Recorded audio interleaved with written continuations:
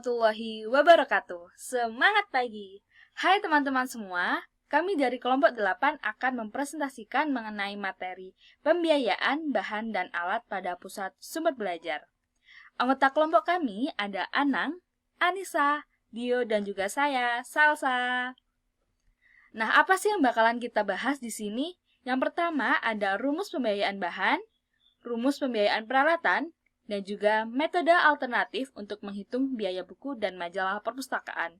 Udah siap belum dengerin presentasinya? Tetap semangat sampai akhir ya. Selamat menonton.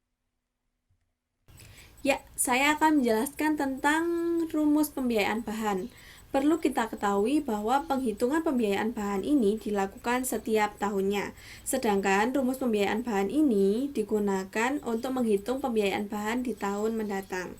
Langsung saja dapat dilihat rumusnya di sini. Biaya bahan untuk tahun mendatang sama dengan C, yaitu jumlah yang dihabiskan untuk media di tahun sekarang, dikalikan dengan 1 ditambah atau dikurang variasi dalam populasi siswa. Mengapa menggunakan tanda tambah atau kurang? Tanda tambah akan digunakan saat variasi dalam populasi siswa mengalami peningkatan. Tanda kurang akan digunakan apabila variasi dalam populasi siswa menurun. Kemudian ditambahkan lagi dengan pengurangan dari penyangan, ditambahkan pengurangan menurut tanggal, ditambahkan lagi pengurangan oleh kerugian, kemudian yang terakhir dikalikan dengan 1 ditambah dengan tingkat inflasi. Nah, jumlah yang digunakan dalam rumus pembiayaan bahan ini harus didasarkan pada alokasi dana gedung untuk semua bentuk media kecuali peralatan, sehingga seluruh pembiayaan bahan ini hanya digunakan untuk pembiayaan suatu media. Pembiayaan peralatan nanti akan dihitung menggunakan rumus pembiayaan alat sendiri. Bahan yang dicakup dalam rumusan pembiayaan bahan ini yaitu antara lain buku perpustakaan, bahan audiovisual, termasuk software, komputer, majalah, bahan referensi, dan mikrofilm, dan segala bentuk media yang digunakan dalam pusat sumber belajar. Kemudian kita masuk ke dalam fungsi dari penggunaan rumus tadi. Jadi formula ini digunakan untuk merepresentasikan suatu cara menghitung kebutuhan biaya untuk pemeliharaan alokasi bahan pusat sumber belajar. Formula ini tidak digunakan untuk memperhitungkan biaya untuk kebutuhan khusus. Ya, kebutuhan khusus ini seperti kebutuhannya disebabkan oleh revisi kurikulum yang ekstensif dan perubahan atau revisi dari buku teks.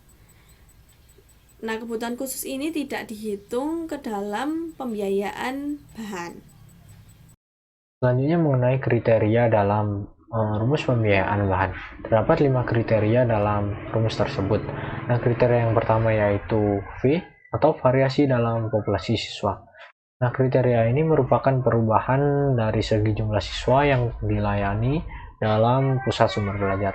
Cara menghitungnya yaitu dengan cara jika jumlah siswa mengalami peningkatan, maka V originalnya plus, dan jika jumlah siswa mengalami penurunan, maka V originalnya minus. Kemudian V original tadi dikalikan dengan 0,2. Kemudian kriteria yang kedua yaitu AW atau pengurangan dari penyangan. Pengurangan ini dapat ditentukan dengan cara menggunakan persentase koleksi yang telah disiangi. Kemudian kriteria yang ketiga yaitu AD atau pengurangan menurut waktu. Nah, kriteria ini akan mengindikasikan umur dari koleksi pada pusat sumber belajar. Nah, kriteria ini juga dapat ditentukan dengan cara melakukan pengambilan sampel sistematis dari koleksi bahan cetak dan audiovisual non-fiksi. Kemudian kriteria yang keempat yaitu HL atau pengurangan oleh kerugian. Pada setiap tahun jumlah item tidak bisa dipertanggungjawabkan dan mungkin bisa saja dilaporkan hilang. Nah, jumlah koleksi yang telah hilang tersebut dapat dimasukkan sebagai persentase koleksi yang telah hilang pada rumus pembiayaan bahan.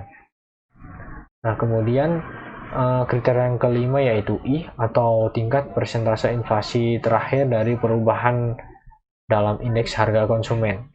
Nah, alternatifnya adalah untuk mengidentifikasi tingkat inflasi untuk buku dan media lain dan untuk menggunakan angka-angka itu sebagai rata-rata.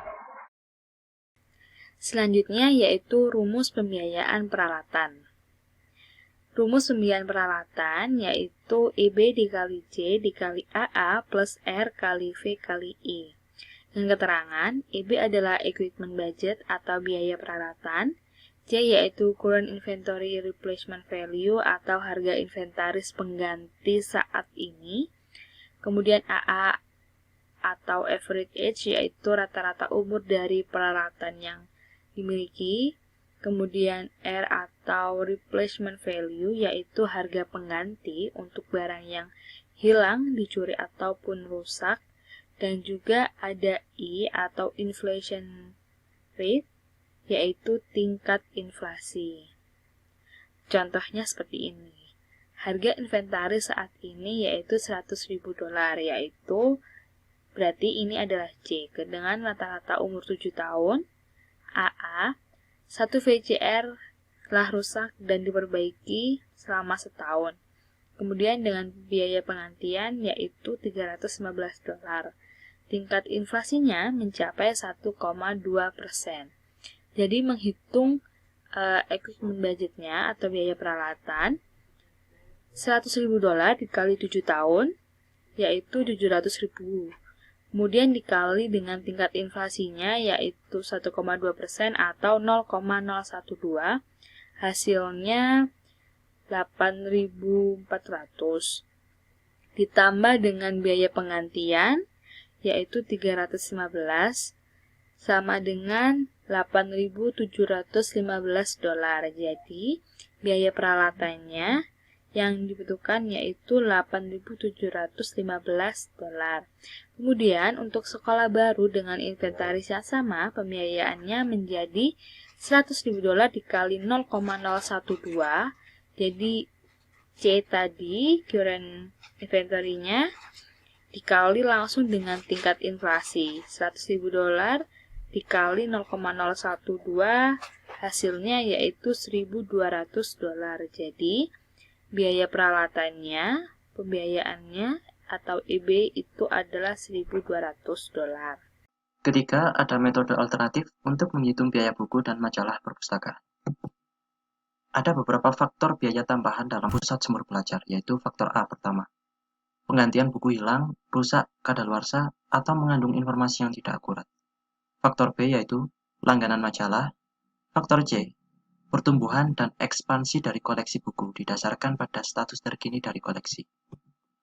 Variabel-variabel yang mempengaruhi permintaan pembiayaan untuk buku dan majalah perpustakaan antara lain, pertama adalah umur dari koleksi, kedua kekuatan dan kelemahan, ketiga perubahan dalam populasi, dan yang terakhir adalah inflasi.